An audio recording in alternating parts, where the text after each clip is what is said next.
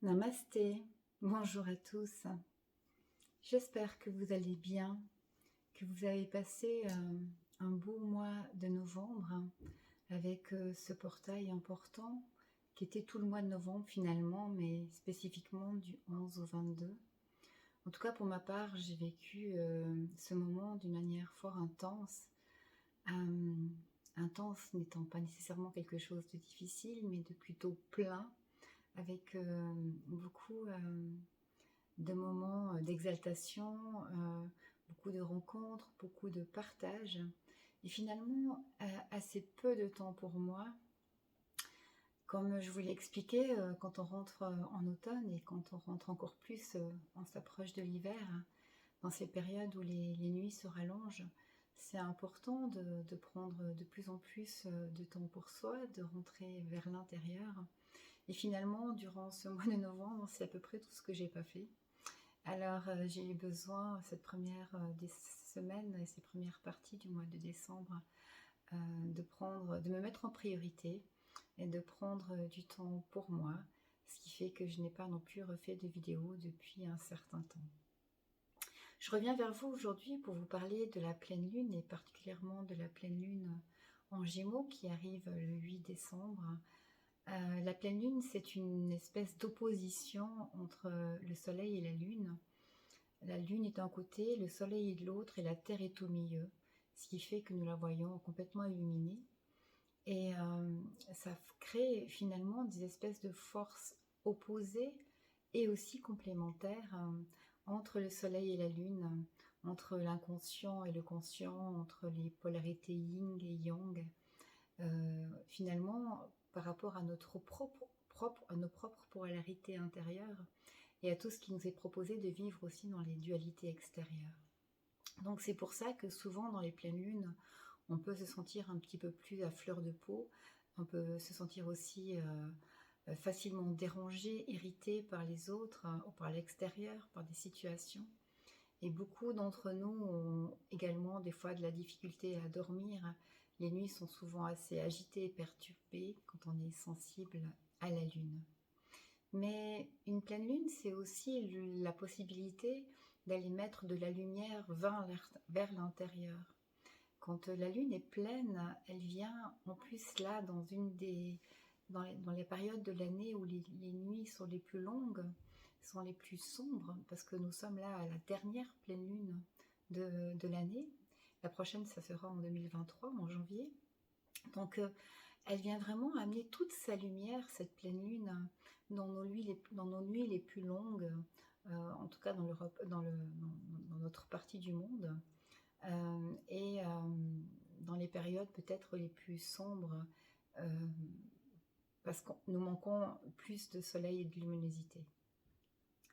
Mais cette pleine lune en Gémeaux, elle vient aussi beaucoup nous inviter du coup à aller chercher et nous relier à notre lumière intérieure, à notre vie plus spirituelle, plus interne, et aussi à une recherche de sens, à cette quête qui donne finalement de la valeur et du sens à notre vie.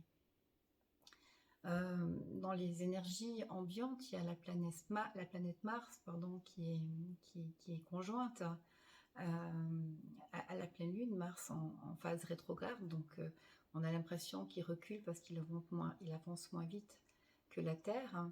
Et tout ça, ça vient encore amplifier. Mars est une énergie assez vive, assez intensive, assez guerrière. Elle est liée au Bélier, mais aussi au Scorpion. Donc ça peut vraiment donner encore plus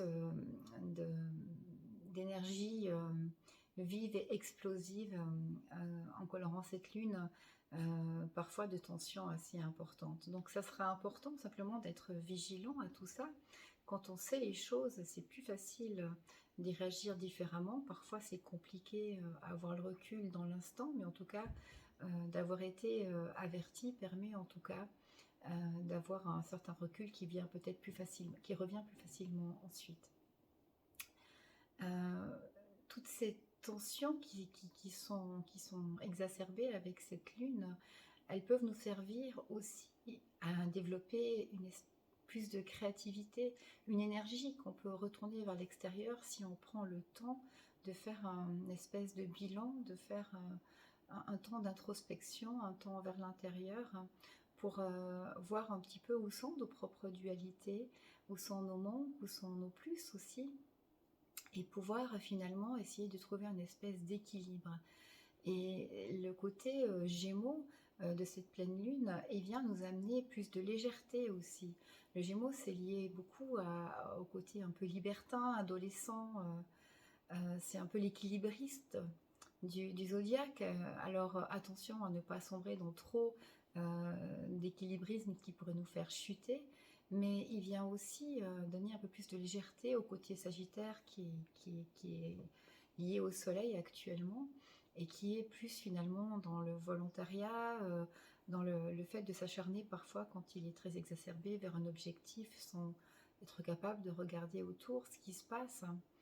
Pourtant, le Sagittaire, c'est aussi le signe qui cherche justement cette quête de sens, qui essaye au milieu de la nuit, dans la période de décembre, de mettre de la lumière et de l'espoir dans tout ce qu'il fait, qui garde beaucoup d'énergie du rêve et de la concrétisation des rêves.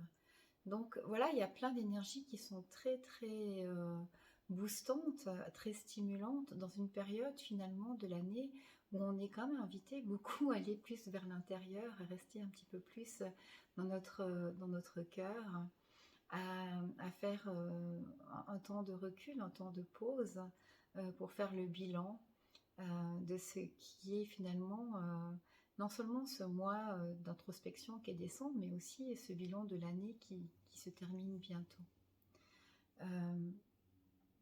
Faire le bilan, c'est simplement observer en douceur et en bienveillance tout ce chemin qu'on a déjà parcouru, tout ce qui reste peut-être encore à améliorer, à équilibrer ou à travailler pour faire de notre vie la réalité la plus belle. Donc, pour terminer, je vous dirais simplement que c'est dans cette période de l'année de décembre où on arrive tout proche du solstice d'hiver, qui est vraiment la période la plus sombre, où il y a le moins de lumière dans l'année, et qui va nous permettre d'aller vraiment jusque tout en bas dans nos profondeurs avant de remonter à partir du début de l'hiver au niveau de la saison vers de plus en plus de lumière.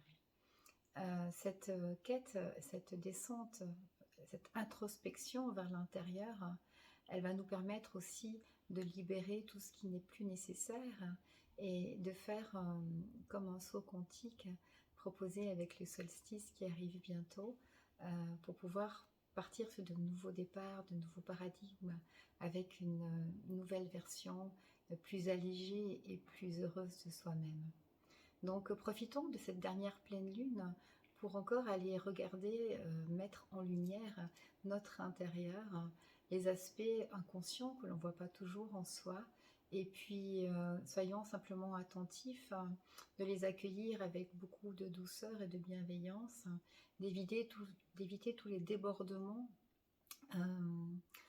liés aux tensions qu'il peut y avoir dans cette période de lune, avec en plus la planète Mars qui est conjointe.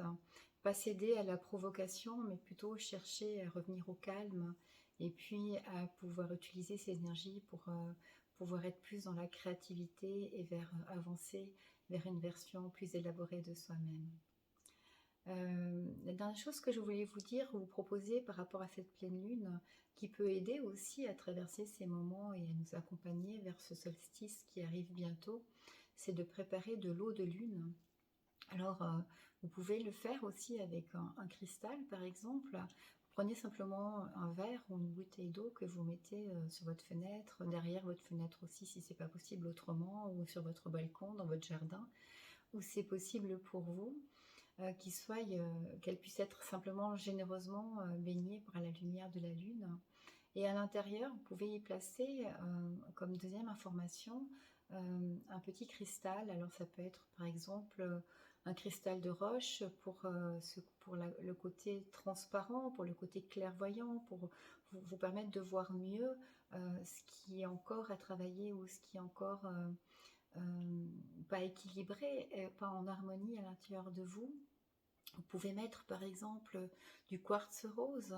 Alors si vous ne pouvez pas mettre la pierre dans la bouteille ou dans le verre, vous pouvez le mettre à côté ou devant, c'est égal, c'est pas si important que ça.